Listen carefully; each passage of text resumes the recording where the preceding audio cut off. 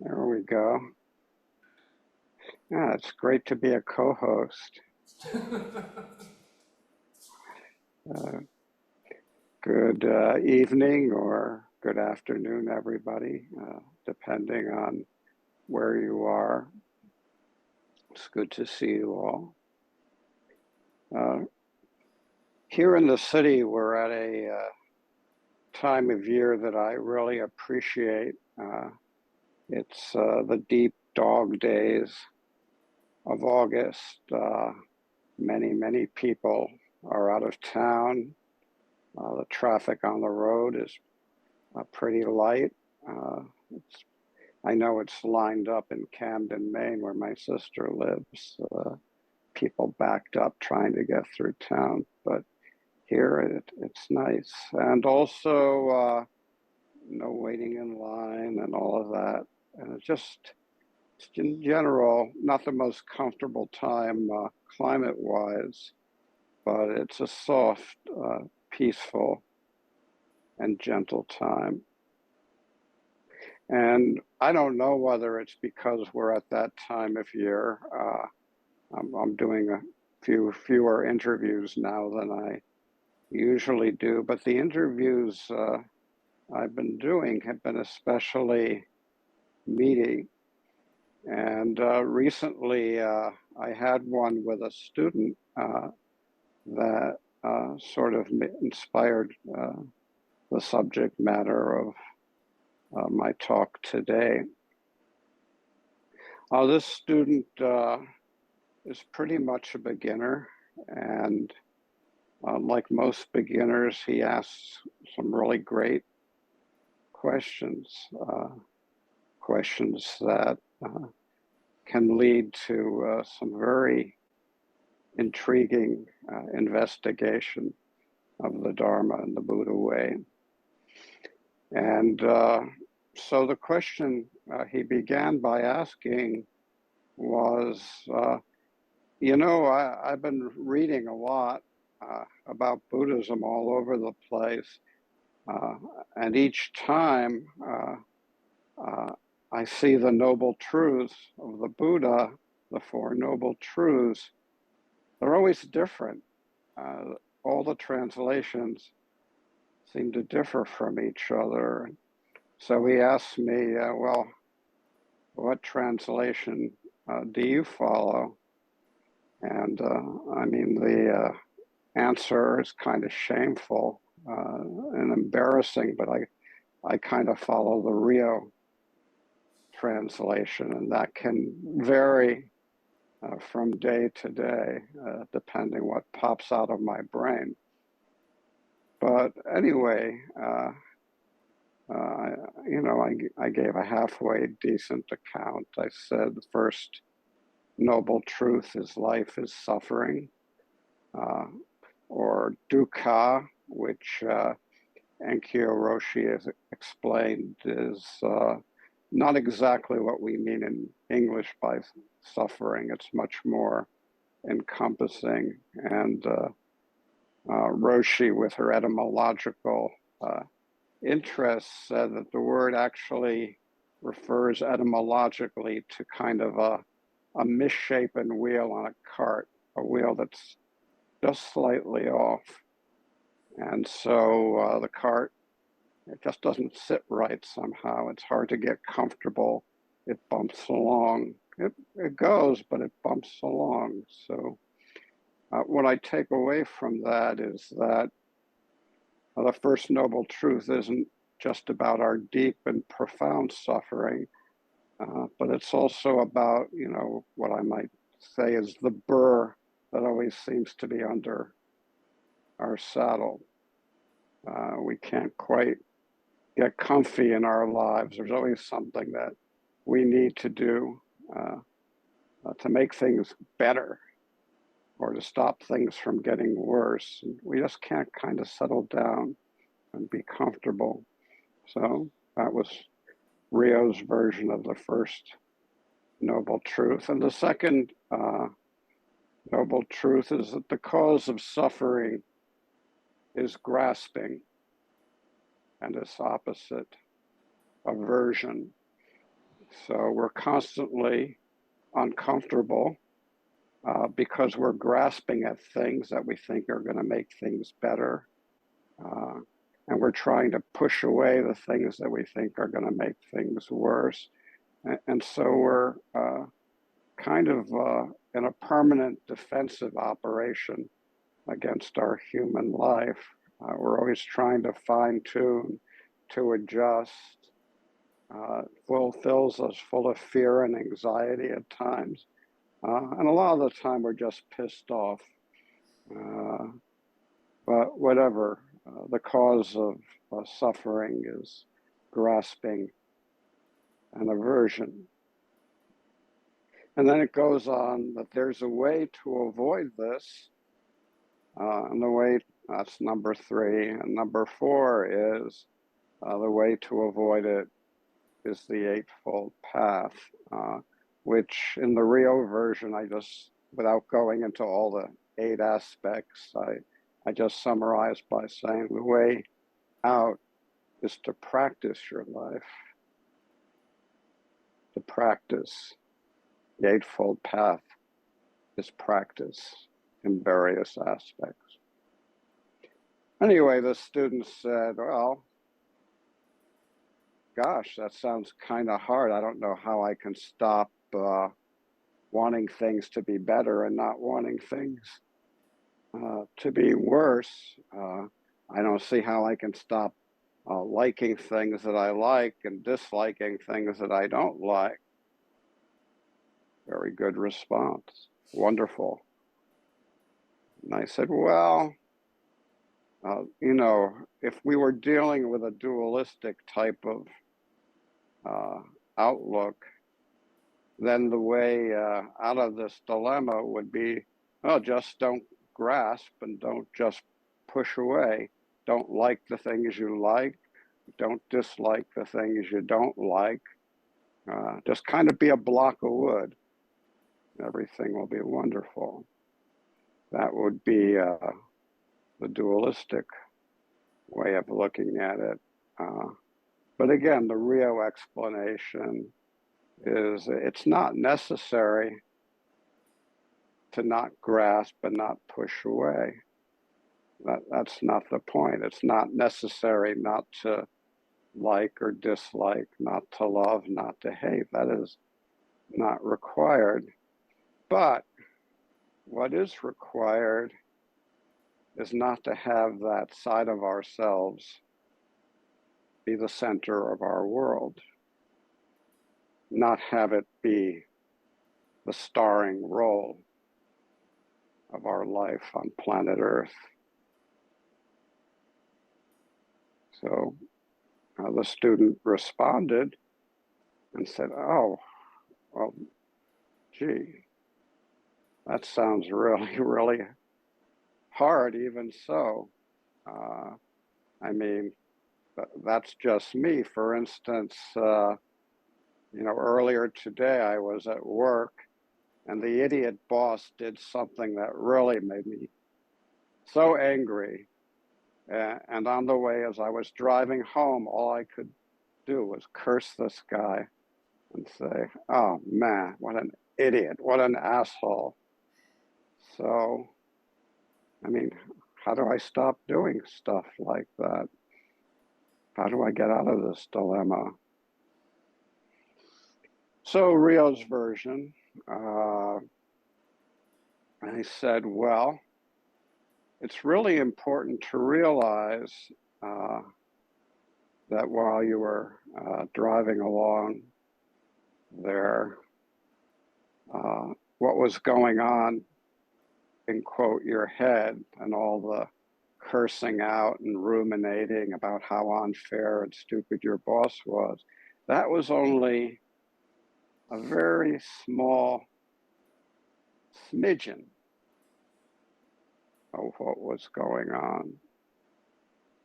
What was also going on was light was coming into your eyes and allowing you to see the road. Blood was pulsing through your body and allowing you to be alive and awake and aware. And not only that, you are, without knowing it, enacting great bodhisattva action by stopping for red lights, going on green lights, driving on the right side of the road and not the left, since this is America. And all of this was going on completely peacefully. It was a free offering. It had nothing to do with your willing yourself to be a great bodhisattva. And it had nothing to do with anything, really.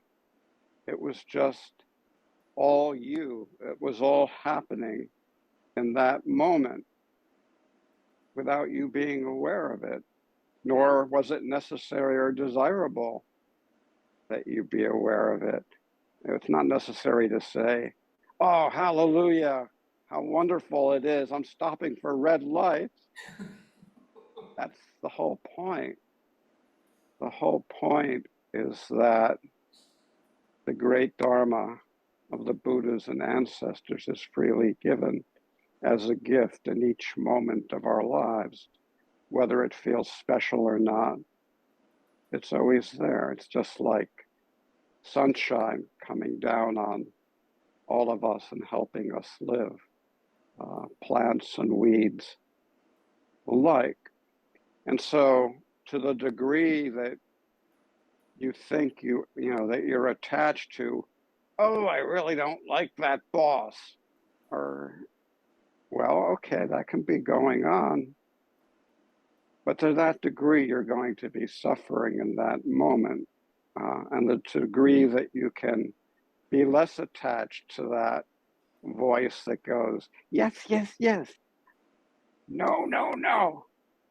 It can be there. It's not separate from the Dharma, not at all.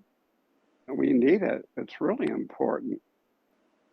But it is so far from being the whole shooting match.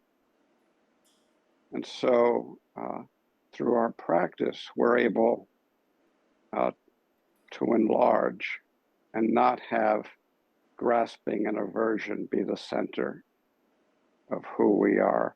Not trying to get rid of it, not having aversion to grasping and aversion and trying to get rid of it, but just letting it all being there, receiving the gift, receiving the blessing, making no demand that it be special in any way. It's an offering that is made to us and that we make to all beings, whether we're aware of it or not. Sawaki Roshi points this out very beautifully. He says, heaven and earth make offerings. That's certainly true. The sun, the moon, the air we breathe, which we take for granted until we don't have it to breathe. Heaven and earth make offerings. Air, water, plants, animals, and humans make offerings. We all make offerings to each other. It is only in this circle of offering that we can live.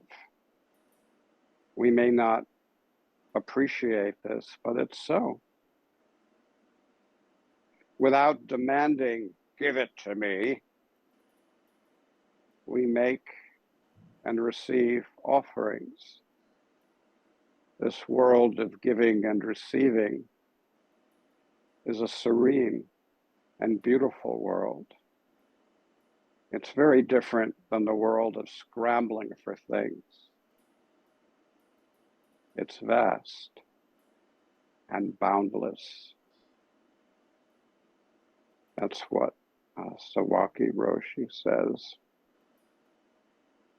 And basically, what he's describing is the exact situation my student was in as he was driving along, cursing out his boss.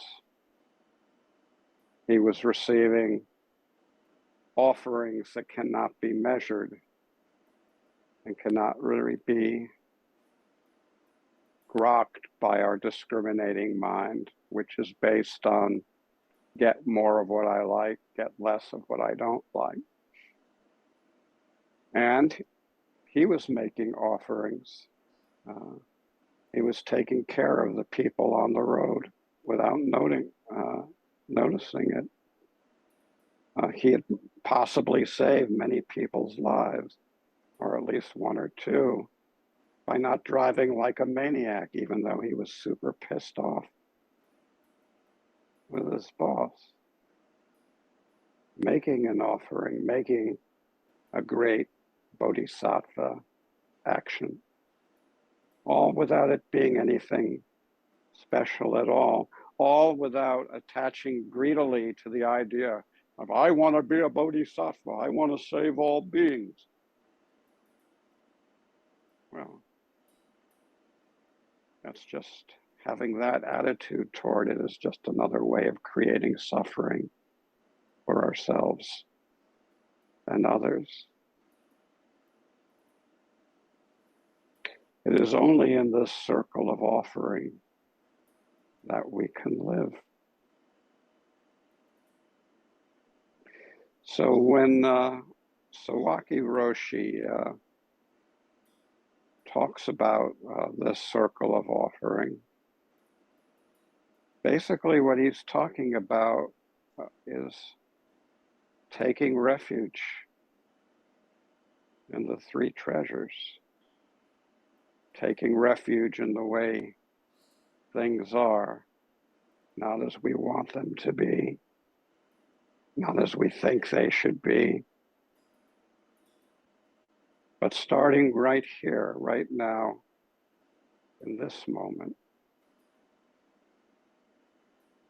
So what's all that about, taking refuge in the way things are? Why should we do that? I mean, there's a lot of screwed up things happening, we know that. But why should we do it? Well, Dogen Zenji tells us that the way things are, we know it by the jargon word prajna, wisdom. And Dogen tells us that this prajna, this wisdom, is the Buddha, the world-honored one. He says, the Buddha, the world-honored one, is the manifestation of prajna. Well, what's the manifestation of prajna? Dogen tells us the manifestation of prajna is all things. That's something. The manifestation of prajna is Kamala Harris and Donald Trump, cats, dogs, cars honking their horns, birds beating their wings. The manifestation of prajna is all things. And then he says, all things are aspects of emptiness. So this peaceful circle of giving and receiving, another way of looking at it is, this is what we mean by emptiness. It's the way that nothing exists as a thing by itself, but is in constant dynamic relation with all that is, all that was, and all that will be. So he says the manifestation of prajna is all things.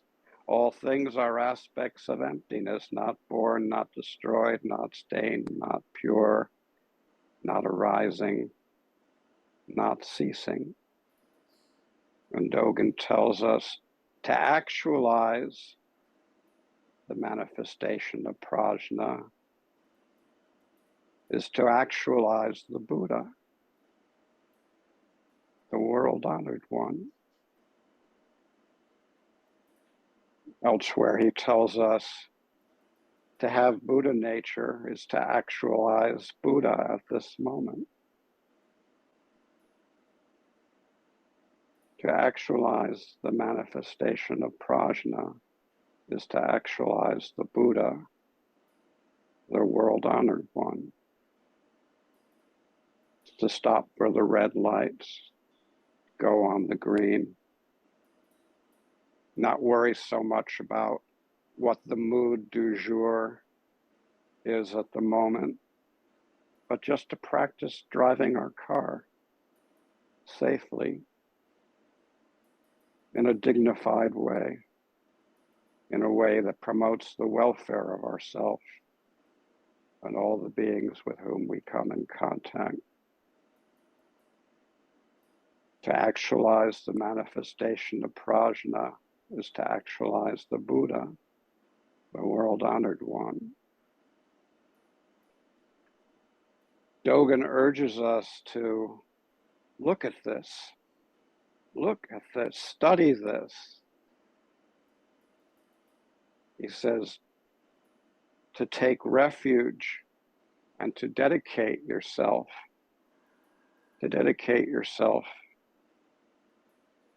and actualize the manifestation of prajna. To take refuge right there is to see and uphold the Buddha, the world-honored one. It is to be the Buddha, the world-honored one, seeing and accepting.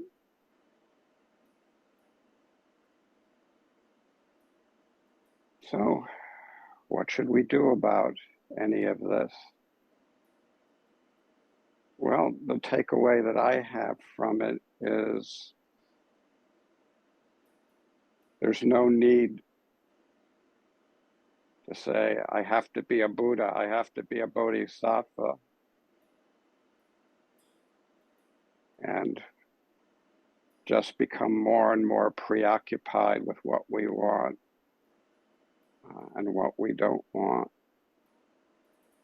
There's no need for that. How do we escape that dilemma? It's simple. The fourth noble truth. We practice.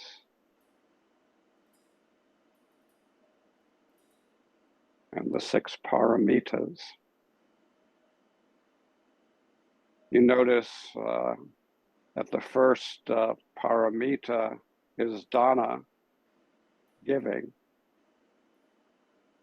This circle of giving and receiving that Sawaki Roshi was talking about. The 6th paramita is prajna, wisdom. So there you have the alpha and omega of the 6 paramitas, encompassing all the other ones in between. To actualize this world of giving and receiving, to actualize this serene and beautiful and vast world of the Buddhas and ancestors, is simply to practice our lives, to practice zazen, to not take so seriously the little voice that says, I like, I don't like, and to realize that the way to be a great bodhisattva isn't to fly around like Superman or Superwoman and try to rescue everyone in the world. It's to realize that you are offering your practice to all beings without it being any more than the practice of an ordinary person. The practice of an ordinary person is the practice of a Buddha, seeing and accepting.